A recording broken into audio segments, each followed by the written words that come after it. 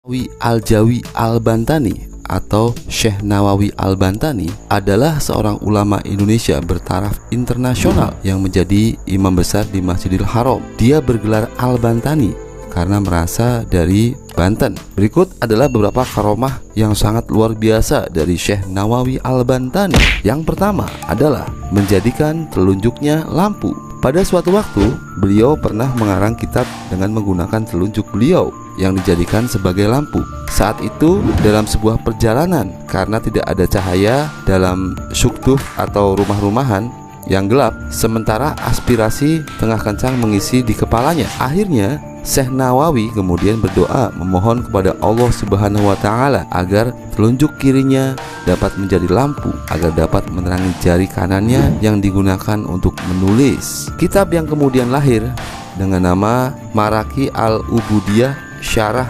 Matan Bidayah Al-Hidayah itu harus dibayar beliau dengan cacat pada jari telunjuk kirinya. Cahaya yang diberikan oleh Allah pada jari telunjuk kiri itu membawa bekas yang tidak hilang. Yang kedua, melihat Ka'bah dengan telunjuknya. Karomah Syekh Nawawi Al-Bantani yang lain juga diperlihatkan di saat mengunjungi salah satu masjid di Jakarta, yaitu Masjid Pekojan. Masjid yang dibangun oleh salah seorang keturunan cucu Rasulullah Shallallahu Alaihi Wasallam. Diceritakan oleh Kiai Haji Tobari Syadzili, dulu Syekh Nawawi Al-Bantani kira-kira masih berusia belasan tahun, pernah sholat di Masjid Pekojan Jakarta dekat kediaman Habib Utsman bin Yahya. Ketika usai sholat, Syekh Nawawi menghampiri dan berkata kepada Habib Utsman dengan nada lemah, lembut, dan penuh hormat. Kebetulan Habib Utsman berada di dalam masjid. "Wahai Habib yang saya hormati, sebelumnya saya minta maaf yang sebesar-besarnya." Sang Habib menjawab, "Ya, ada apa anak muda?" "Begini ya Habib,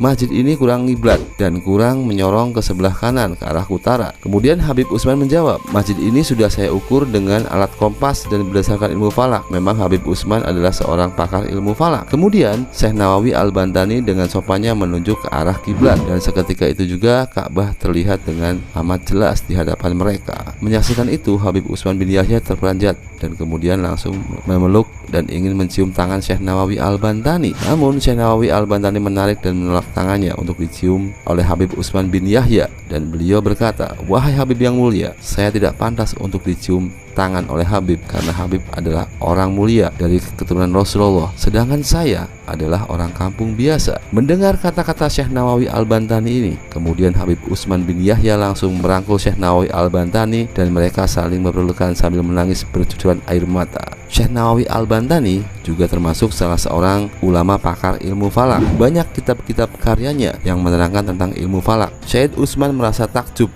dan menyadari bahwa remaja yang bertubuh kecil itu yang berdiri di hadapannya telah dikaruniai kemuliaan oleh Allah Subhanahu wa Ta'ala, yakni terbukanya nur basyariyah. Dengan karomah itu, dimanapun beliau berada, Ka'bah tetap terlihat. Sampai saat ini, jika kita mengunjungi Masjid Pekojan, akan terlihat kiblat digeser, tidak sesuai dengan aslinya. Yang ketiga, jasad Syekh Nawawi yang luar biasa. Setelah menjadi kebijakan pemerintah Arab Saudi bahwa orang-orang yang dikuburkan selama setahun, kemudian kuburannya harus digali, tulang belulang atau isi jasadnya kemudian diambil dan disatukan dengan tulang belulang yang lain atau dipindahkan.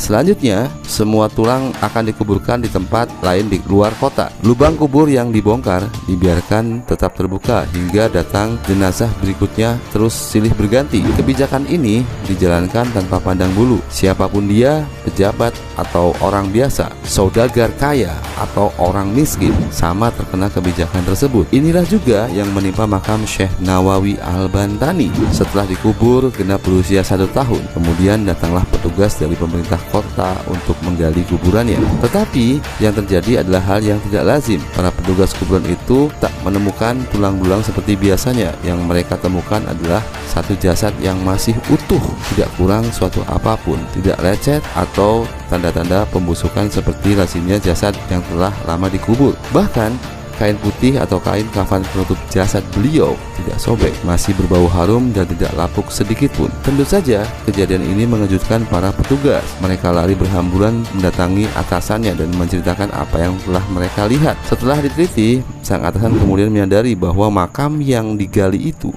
bukan makam orang sembarangan. Langkah strategis lalu diambil. Pemerintah melarang membongkar makam tersebut. Akhirnya jasad beliau lalu dikuburkan kembali seperti sedia kala. Hingga sekarang makam beliau tetap berada di Ma'la, Mekah. Yang paling aneh adalah kuburan beliau satu-satunya kuburan yang tumbuh rumput, bahkan rumputnya hijau dan bagus. Subhanallah. Yang keempat, tidur di lidah ular. Konon pada suatu malam di mana beliau melanjutkan perjalanannya ke Mekah, Syekh Nawawi Al-Bantani kelelahan dan mencari sebuah gubuk yang tak berpenghuni atau saung. Setelah mencari-cari, akhirnya beliau menemukan lampu yang sangat redup dan kecil. Akhirnya beliau tiba di suatu tempat tersebut dan memulai untuk beristirahat. Di benak beliau bertanya, kok dasar saung ini sangat lembut dan empuk ya? Saking lelahnya, beliau tidak terlalu mempersoalkan hal tersebut. Tidurlah beliau dengan meletakkan tongkatnya dengan posisi berdiri. Pagi pun datang dan beliau terbangun dari tidurnya untuk melakukan sholat subuh dan kemudian melanjutkan perjalanannya. Setelah kurang lebih sekitar 7 langkah dari tempat peristirahatannya itu, beliau menyentuh darah dari ujung tongkatnya tersebut. Dengan heran kemudian beliau menoleh ke belakang dan menemui ular raksasa sedang beranjak pergi. Tanpa disadari, ternyata semalam beliau tidur di lidah seekor ular raksasa dan tongkatnya yang berposisi berdiri tersebut merintangi kedua gigi ular tersebut. Beliau pun langsung menyebut kalimat istighfar, astagfirullahaladzim, subhanallah, dan memuji kebesaran Allah subhanahu wa ta'ala dengan mengucapkan kalimat kebesarannya. Ada yang berpendapat bahwa ular besar itu adalah naga, ular naga yang bernama Nagasari atau Parewangan atau Malaikatil Hodam dari Kanjeng Sunan Gunung Jati. Mengingat Syekh Nawawi Al-Bantani adalah masih anak cucu dari Sunan Gunung Jati. Syekh Nawawi merupakan generasi ke-12 dari Sultan Maulana Hasanuddin, raja pertama Banten yang merupakan putra dari Sunan Gunung Jati Cirebon. Dikisahkan bahwa Kanjeng Sunan Gunung Jati memiliki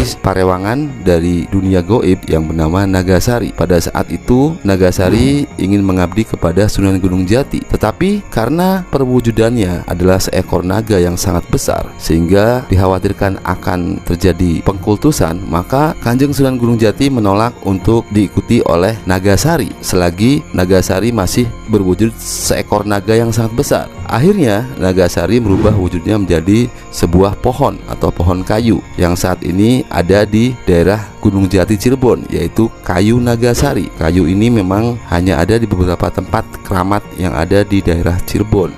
Kemungkinan sebagai anak cucu dari Kanjeng Sunan Gunung Jati melihat Syekh Nawawi Al-Bantani merasa kelelahan dan butuh naungan perlindungan, maka parewangan dari Sunan Gunung Jati ingin membantunya untuk sekedar tempat beristirahat. Maka tidak heran jika ular naga besar tersebut tidak mengganggu Syekh Nawawi Al-Bantani, justru keberadaannya adalah ingin melindungi. Wallahu a'lam bishawab. Yang kelima, mengeluarkan buah rambutan dari tangannya. Di Mekah, beliau mendirikan tempat mengajar atau sekolah dengan murid yang lumayan banyak. Pada suatu hari, beliau menerangkan kepada para santri-santrinya. Syekh Nawawi berkata, sunnah Islam berbuka puasa itu hendaklah memakan makanan yang manis-manis terlebih dahulu. Kalau di sini terdapat buah kurma, di tempatku ada yang tidak kalah manisnya dengan kurma. Kemudian santri-santri menjawab, betul Syekh, kalau di tempat kami kurma. Lalu bagaimana di tempat Syekh yang tidak tumbuh buah kurma? Syekh Nawawi menjawab, sebentar. Syekh Nawawi langsung menyembunyikan tangannya ke belakang tubuhnya. Santri-santri pun sangat heran dengan apa yang dilakukan oleh gurunya tersebut, dan terdengar di telinga para santri-santri suara seperti orang yang sedang mengambil buah-buahan dari pohonnya. Kemudian